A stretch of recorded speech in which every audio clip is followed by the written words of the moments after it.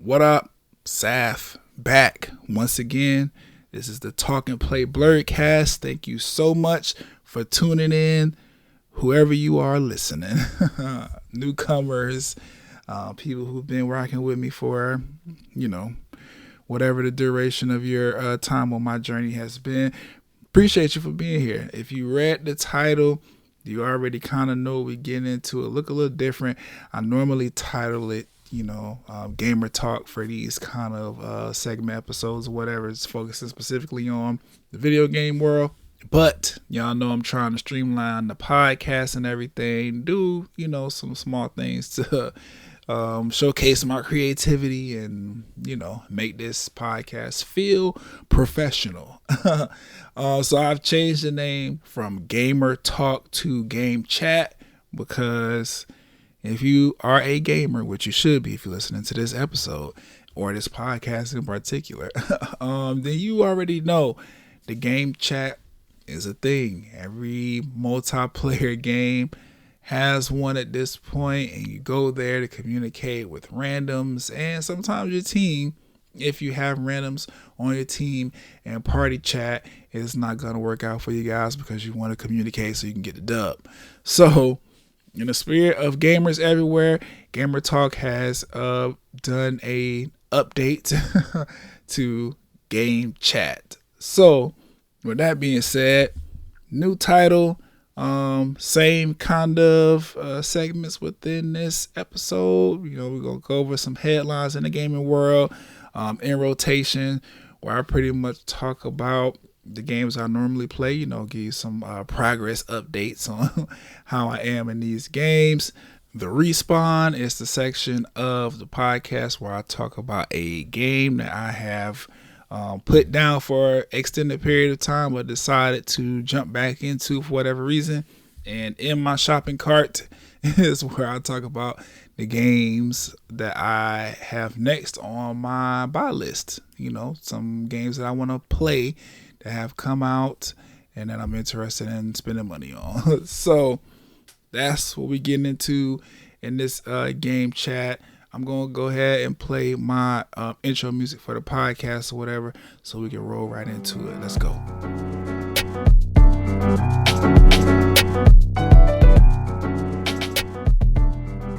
Game chat, let's go. Starting with the headlines, we can just jump right in. I'm kind of excited to talk about this, get y'all opinion on it, see, especially for you PlayStation heads, see where y'all at with this. So it's been revealed that the PS version or the PlayStation rival or response to Game Pass is going to be releasing soon in the form of PlayStation Plus receiving a tiered kind of update. Currently with PlayStation Plus, you get access to, online play, and then we get anywhere from 3 to 4 games for free every month at Sony's discretion, and some cool discounts and shit like that. Well, Xbox has a Game Pass service that kind of does the same thing, but instead of how Sony just gives us 3 to 4 games to choose from if we want to keep into our personal libraries and play the full game for free or whatever, Xbox Game Pass has an entire library of games, new games coming to it every time they release, for the most part. Some of the games they release and they take a little while to get on Game Pass, but for the most part, the new games come out, they're available to play on Game Pass at the day of launch. And it's just a dope feature because unlike PlayStation, with PlayStation Plus, you pay whatever tier price you decide to pay for your PlayStation Plus subscription, whether it be monthly, quarterly, or yearly. Game Pass is just saying hey, give us $10 a month. As long as you give us this $10 a month, you have access to over 300 plus games for Xbox. Some of them new, some of them old. You can download them, playing whenever you want to. Dope feature to me, especially if you upgrade to Game Pass Ultimate, which comes with EA Play, which is pretty much the same thing, but it's an entire library of EA games, and PC games also can be done with this Game Pass Ultimate or whatever. It's a dope feature, right? Definitely a feature that has kept Xbox in the conversation as like one of the best consoles out. Second to PlayStation most of the time, but you know what I'm saying? Xbox definitely not a console to sleep on, especially with that Game Pass. Outside of that, that's just an explanation for the Xbox Game Pass. What is about to happen with Sony is PlayStation Plus is going to be reworked into a new tiered system, right? I'm gonna go over it real quick. We have 3 tiers. The first one, or the lowest one, being PlayStation Plus Essential, which is pretty much the current PlayStation Plus that we all know and love. That is set to go for $10 a month. Then we have PlayStation Plus Extra, which is basically PlayStation Plus Essential, also including though PlayStation Now, because you'll also get a catalog of games, old and new.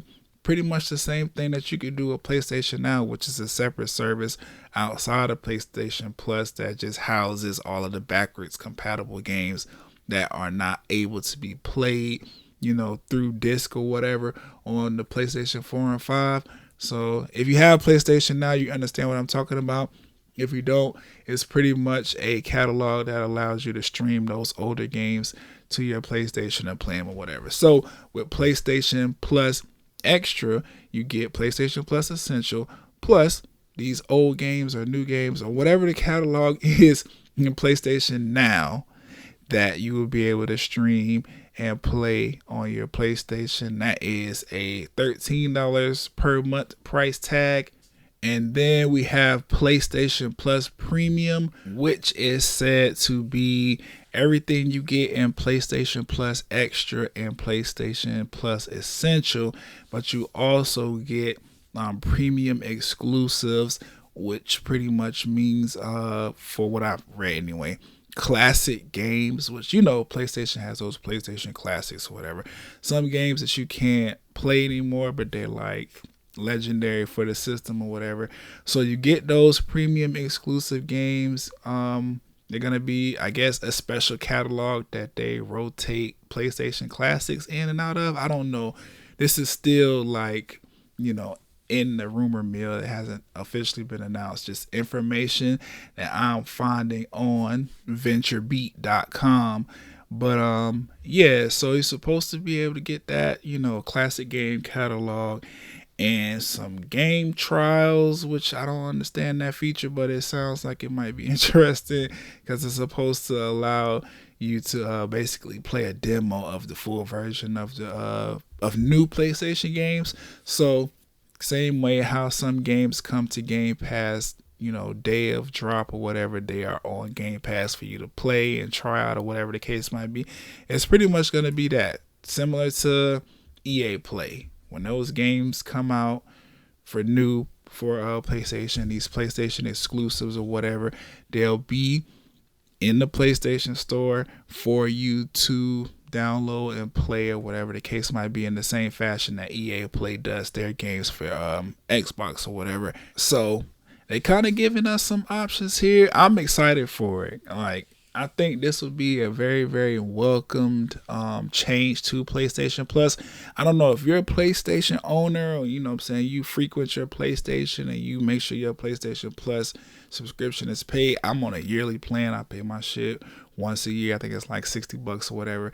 But if you are a PlayStation Plus member or whatever, tell me what you think about these new changes. Get in the comments wherever I post this particular podcast episode or whatever, and tell me how you feel about these new changes. Going over them again real quick.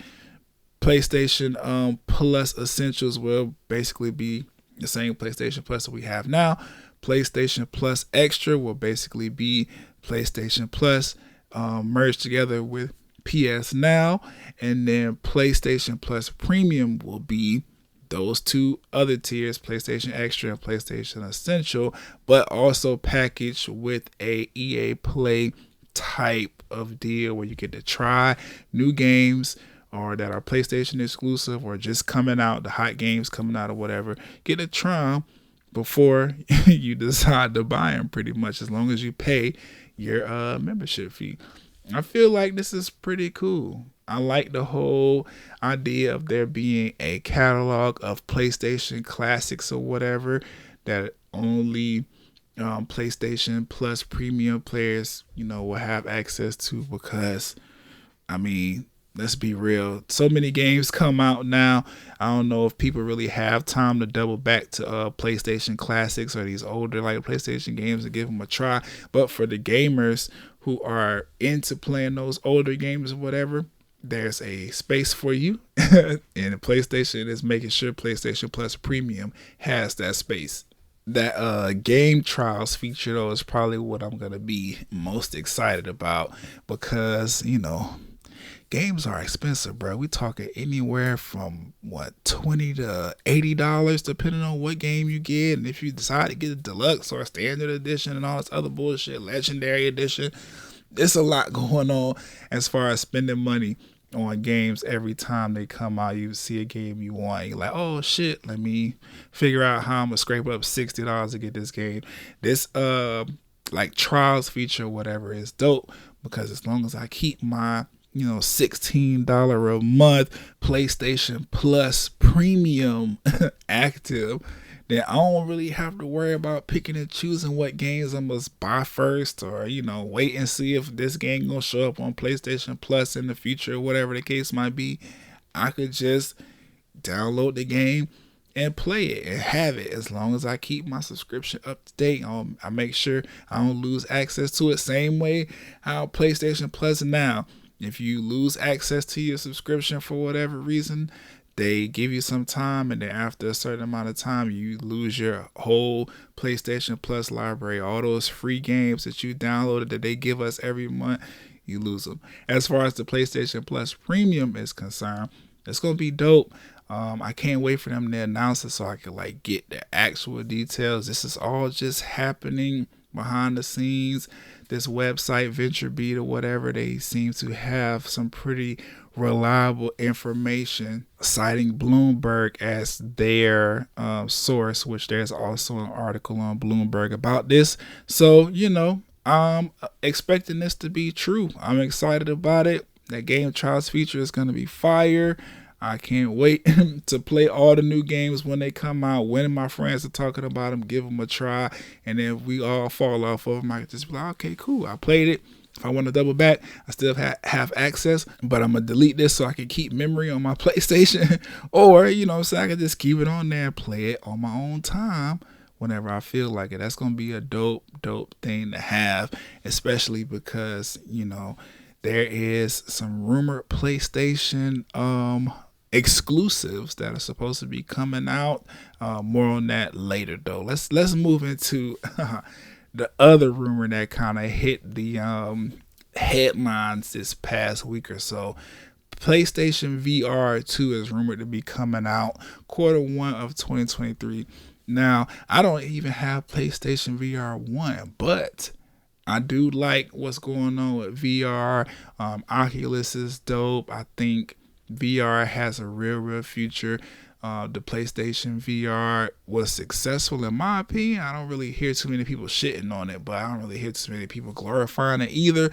But they're making the number 2, so Sony had to feel like it was worth it and it was a success for the first one if they feel like they want to make a second one, which, like I said, supposed to be coming out Q1 of 2023, so that could mean anywhere from January to March, April of 2023, we should see the PlayStation VR 2 hit the streets, or at least an announcement. Now, we got plenty of time left in 2022.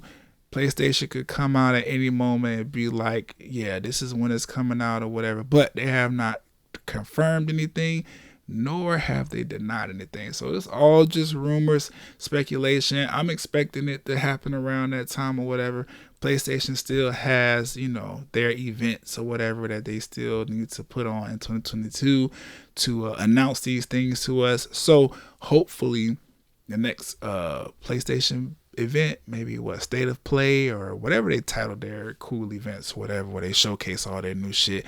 Maybe we'll get the announcement then. Hopefully, since this is already in the headlines, that's what that means. But I'm looking forward to it, even though I probably won't buy it. I just think VR is cool, and I like when other people get it.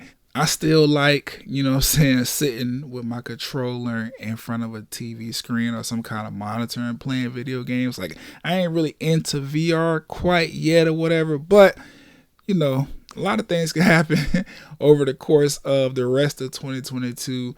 So maybe Q1 2023, I will be allowed to get a PlayStation VR 2. We'll see, though. I think this is good news for Sony, though, and for the fans. They just acquired Bungie, which is the owner of the Destiny franchise or whatever.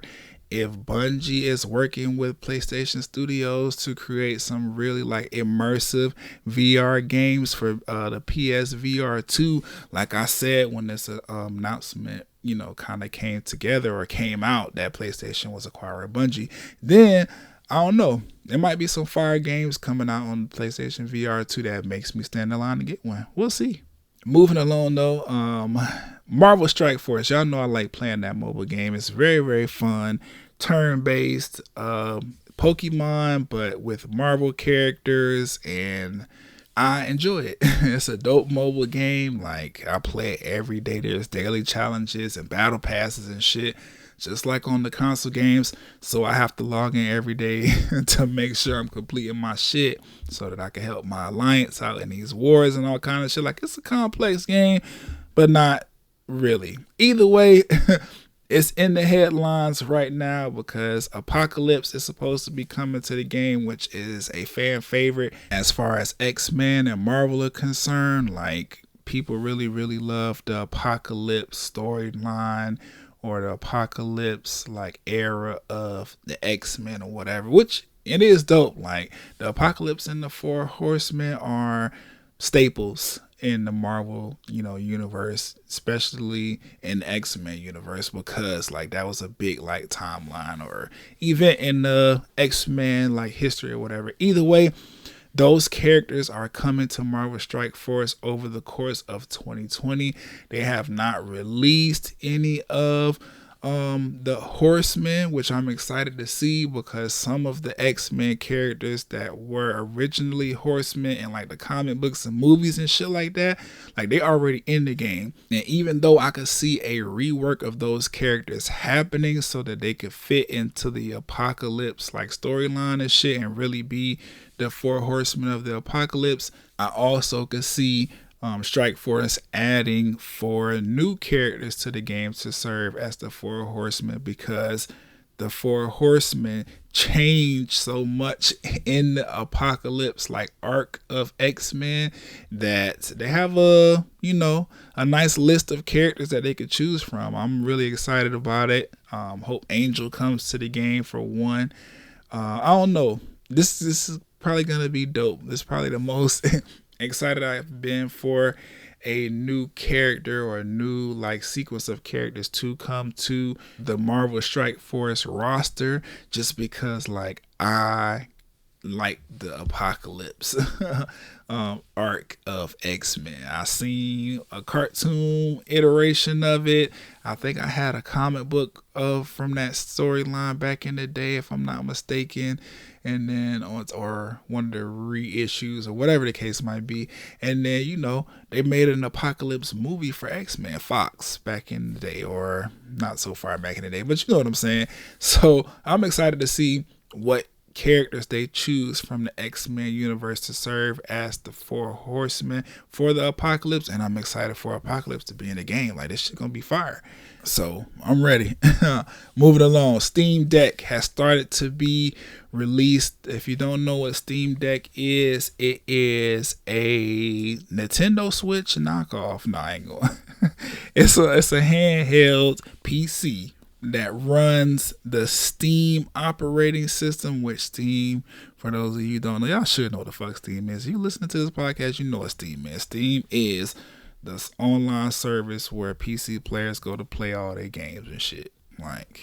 That's the most simplest way I could put it.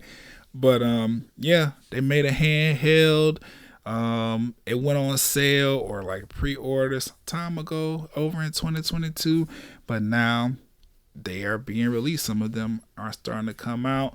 As far as for me, I'm not buying a Steam Deck.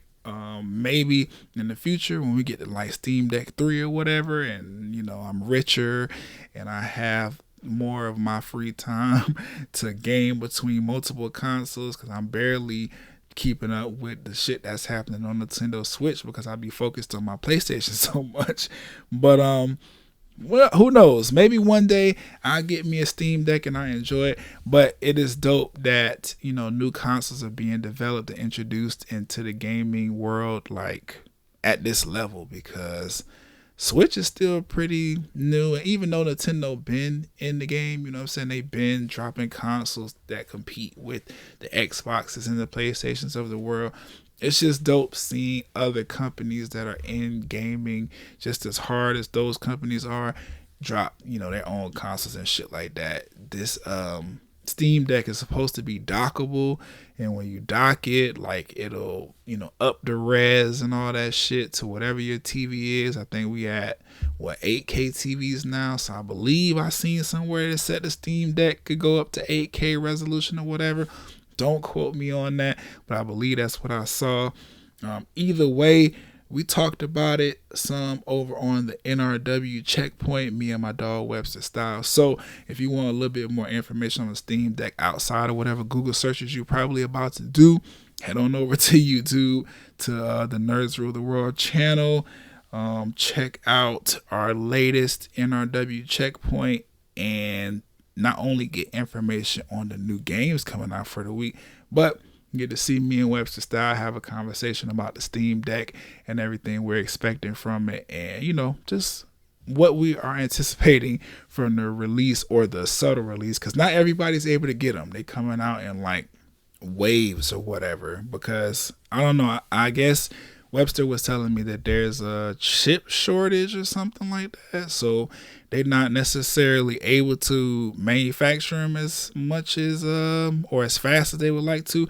I don't know. Something's going on with the Steam Deck. I probably should have been better prepared. But something's going on with the Steam Deck to where they're only able to release so many at a certain time. And then on top of that, you have to pay off your pre-order before they'll even send you the link so that you can full out buy the rest of the console, and then they'll send it to you. So some people getting their Steam Deck, some people still got their shit on pre-order layaway. It just is what it is. But very, very exciting time for the gaming world, because we got a new console to enter into the fray of madness that is current gen consoles, because PlayStation 5 is so elusive, and Xbox has had its supply shortages as well. I think Nintendo is the only one that's out here like, if you can pull up to a store, we'll get you right. So I don't know. Hopefully Steam Deck can survive, being that there's this supply chain issue, I guess.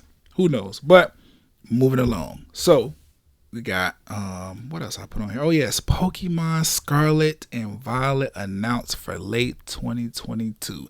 Now I know you are probably thinking to yourself, if you have not already heard this news or whatever, that Scarlet and Violet are coming, like, damn, didn't motherfucking Pokemon just put out a game? Yes, Arceus is still fresh. Like, I don't even think it's been a month yet, and they already have announced that these two new Pokemon titles will be into the canon, I guess, of Pokemon games that Niantic and Game Freak and the Pokemon Company and Nintendo have been releasing over the mobile devices and the Nintendo Switches and all the Nintendo consoles for the last umpteenth years or whatever. Like, we got more Pokemon games, and for me, I'm looking at this shit like, damn, bro, I have not bought Arceus, even though I'm interested in playing. I do want to play it. I probably will. I haven't bought Arceus. I haven't finished the remakes for Diamond and Pearl. What is it? Brilliant Diamond and Shiny Pearl. I haven't finished those. Haven't beaten Sword and Shield, but that was more so because I didn't like the Pokemon designs in Sword and Shield. But you know what I'm saying, I paid for the game. I should be, you know, trying to beat them or whatever and beat the DLC that come along with them, but I haven't been motivated to. And then I'm also playing Pokemon Unite in my free time. Like, that's still a fun game. Pokemon is flooding us with content. I don't know why. I don't know what's on the horizon as far as the Pokemon company is concerned, to where they feel like we need to put out a bunch of games and build up our catalog and our motherfucking bank account so that we can do this next big thing that's going to revolutionize the gaming space. I don't know what's happening with it, but I will say I am interested in Pokemon Scarlet and Violet. I know I just named like 3 Pokemon games that I have not given any attention. Like, I haven't even purchased Arceus yet. And like I said, Brilliant Diamond and fucking Sword, I have not beaten those games, even though we've had them for some time now. But I don't know. This is a new generation of Pokemon. We got 3 brand new starter Pokemon. This is 2 brand new Pokemon games moving the whole Pokemon story forward. I mean, I'm kind of excited. The starter Pokemon look a little meh, you know what I'm saying? Just going off what I saw in the YouTube trailer for the game, I'm probably end up picking that fire type crocodile looking Pokemon or that grass cat looking Pokemon. But I'm just like that they coming out with some new Pokemon, because like I said, I hated a majority of the character designs for the Sword and Shield generations of Pokemon. So I'm glad that we back at the drawing board, hopefully giving us some way better looking Pokemon. What intrigues me most about this game is something that the devs have pretty much confirmed, which is that they are going to be keeping this kind of semi-open world style of Pokemon game that we just got introduced to in Arceus, you know, which means they're probably going to keep that turn-based battle looking the same way and have some of the legendary Pokemon battles look the same as how, you know, they present themselves in Arceus. I haven't played Arceus yet, like I said, but I've seen plenty of people play it, and that is actually something that makes me want to play the game, because at first I was like, man, the turn-based battling shit look crazy on this open world style map, but eventually I got over it and I was like, I can see how this shit works and why people are excited about it. It does. It looks better. It's fun. It's a fresh take on, you know, a classic turn-based style game, whatever. So looking at what they did with Pokemon Arceus and the devs saying that they want to keep those new direction game changing features that they implemented over there and bring them over to Violet and Scarlet, I'm like, all right, cool. So this essentially will feel like a brand new game, because Pokemon Arceus kind of took us like back. It's kind of like a prequel game, honestly, because it's going back. You creating the first ever Pokédex and using the first ever Pokeballs to, like, you know, catch and battle Pokemon. Like, you finding out about Pokemon's moves for the first time for the game. Like, that's a prequel to me.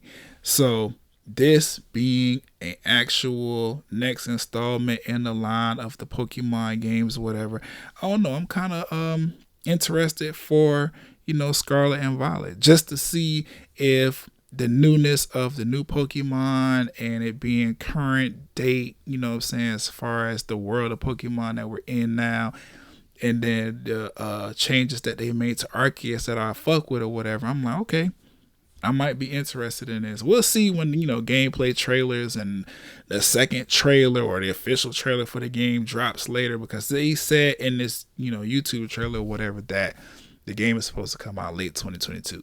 So, you know what I'm saying, we'll wait for a better trailer to come out to see if I'm really fucking with it. But as for now, my interest is a little piqued.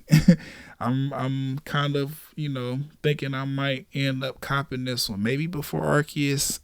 Who knows? But we'll see what happens when, you know, 2022 starts to come to a close and we get more information on this particular game. Staying with Nintendo though, the Nintendo Direct happened. Now they do these Nintendo Directs, I want to say quarterly. I feel like every 3 to 6 months, somewhere in that time frame, Nintendo does their Nintendo Directs, where they pretty much jump on YouTube and tell us exactly what they know for sure is coming to their consoles in the coming months.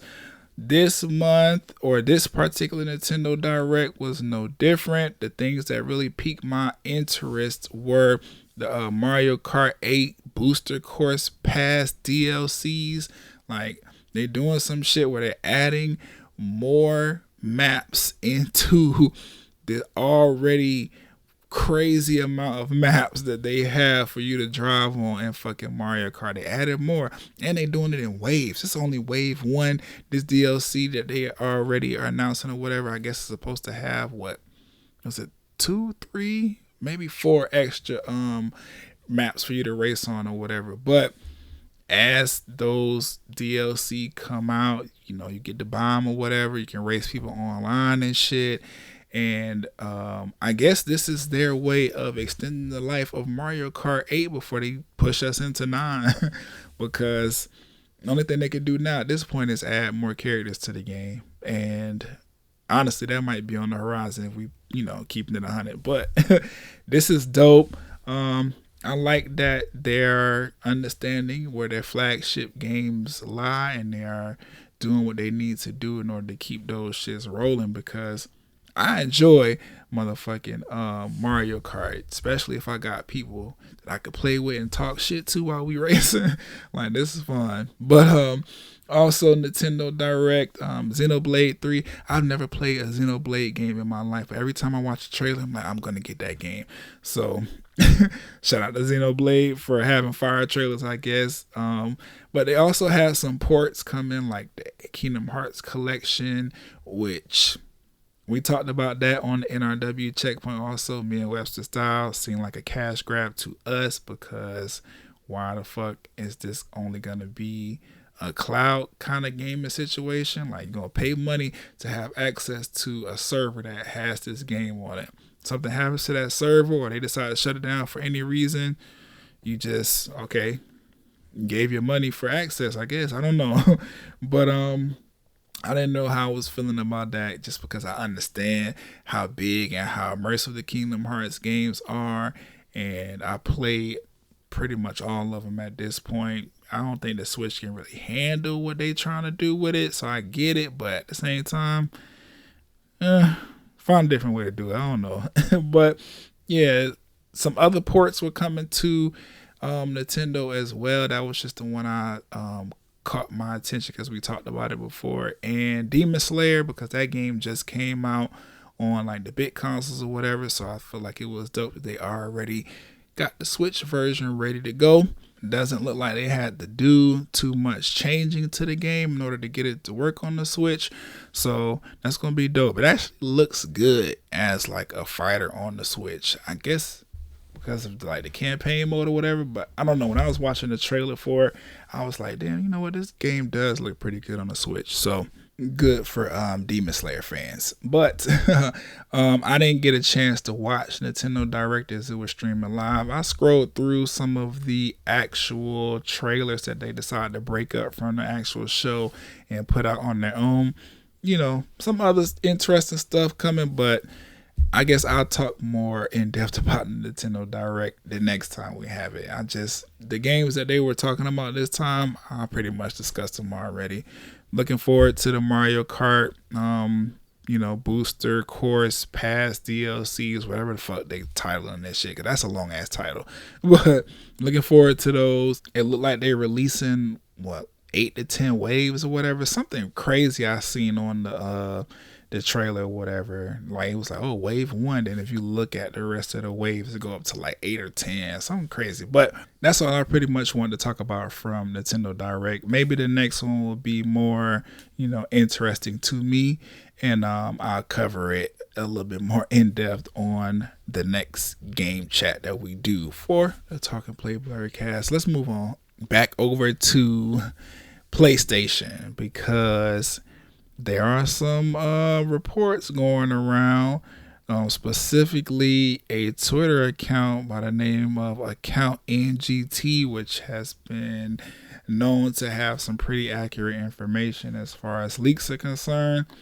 A new Infamous game and a new Sly Cooper game is said to be in development for the PlayStation. Now, Sly Cooper is one of those like series that kind of came along after Crash Bandicoot took a little break or whatever, and it was dope. It's, very Crash Bandicoot, Spyro the Dragon, Jack and Dexter style type of game. Very, very dope. I always loved that game and the mechanics behind it. You being a sly, thieving ass fox sneaking around trying to steal shit and, do all this crazy stuff in order to advance in the game. It was pretty fun. So I'm looking forward to a new Sly Cooper coming out, and then the Infamous game. Like, I fucking love that RPG, that whole series or whatever. I think I've played 3 or 2, maybe 2 or 3 of the games in the actual Infamous series, which I think in total there's like 4, maybe 5. But either way, very, very excited to hear the news that a new Infamous game and a new Sly Cooper game are in development. Hopefully they are announced soon. Like I said, PlayStation might have some kind of event coming up where they tell us about it.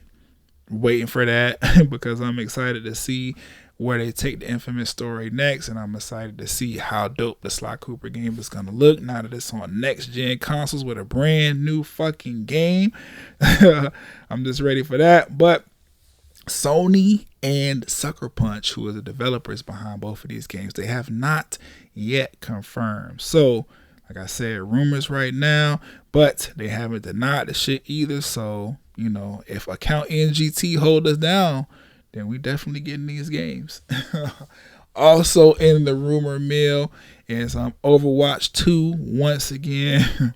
The beta this time is said to be getting a release date announced pretty soon, which is dope because everybody in the Overwatch community, including people who have given up on the game altogether, are still anticipating Overwatch 2.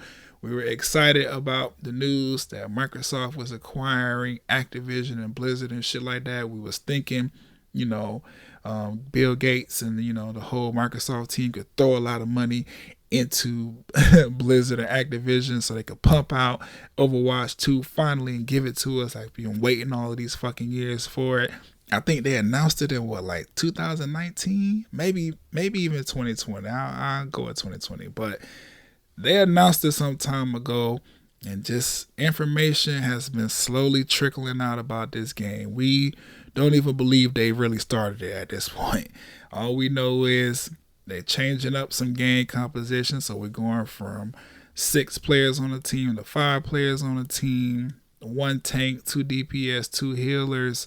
There's supposed to be a new character coming at launch of the game, Sojourn, I think her name is.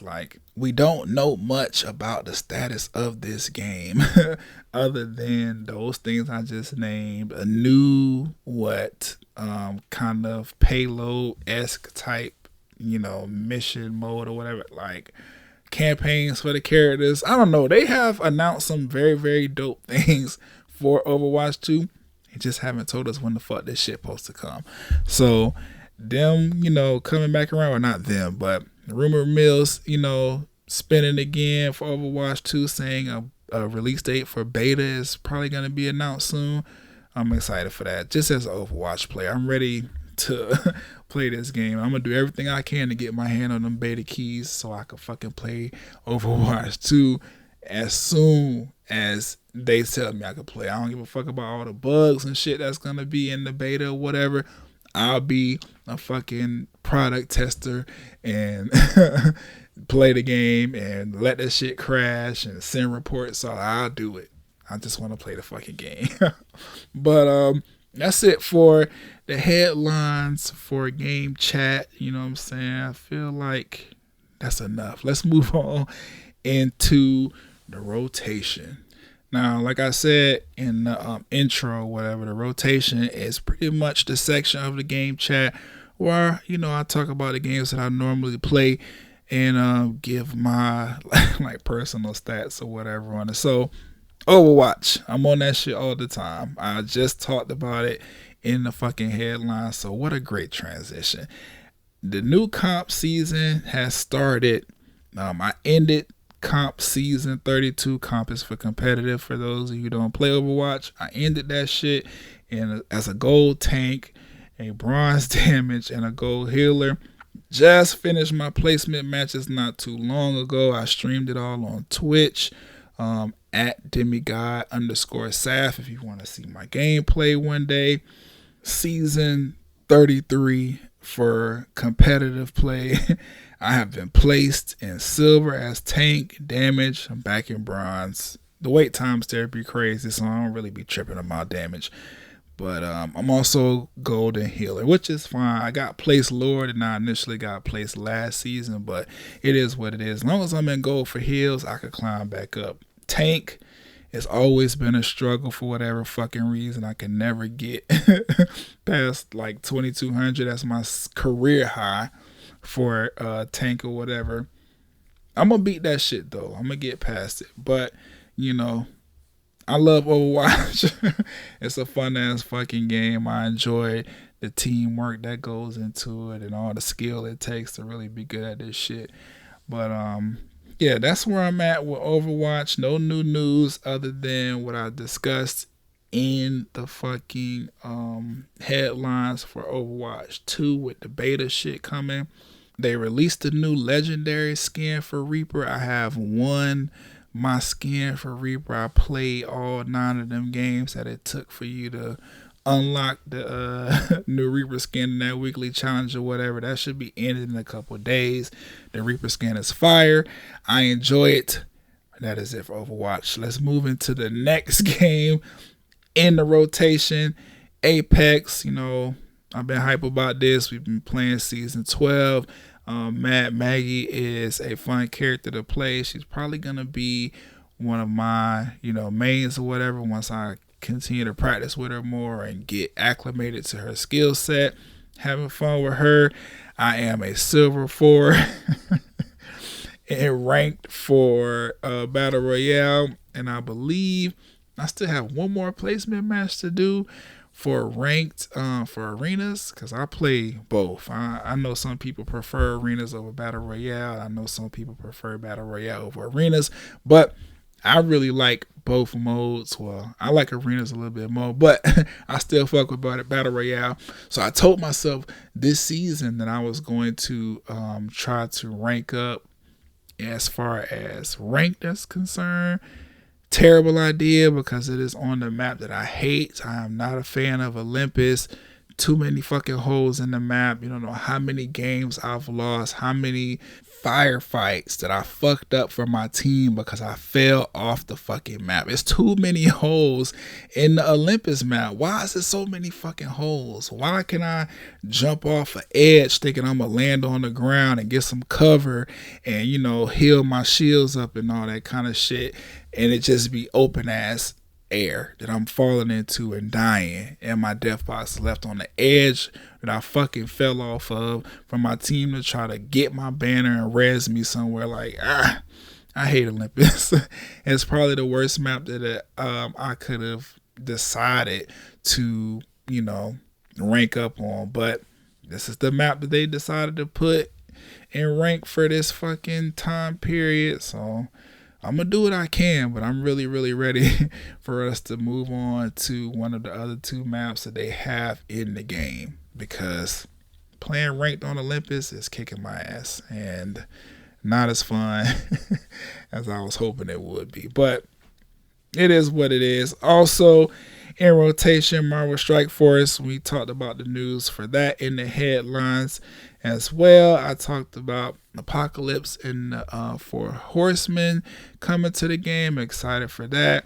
Outside of that, they also added Kate Bishop and Echo to the game since I last talked to y'all about fucking Marvel Strike Force. Don't really care too much for those characters. Just being honest, it is what it is. But they added them because, Hawkeye on Disney Plus just wrapped its first season, and it was, I guess, decent as far as reception is concerned. But those 2 characters are in the game, so Once I unlock them, they unlock, but I don't see myself playing with them too much. I have to figure something out as far as their synergy is concerned with some of the other characters, but I pretty much have the people who I'm fucking with. And I'm trying to focus on making sure I build squads so I can handle myself on every single game mode that they have. But that's the rotation for right now. I'm just playing Overwatch, Apex, and Marvel Strike Force on a consistent basis. Let's move over to the respawn though.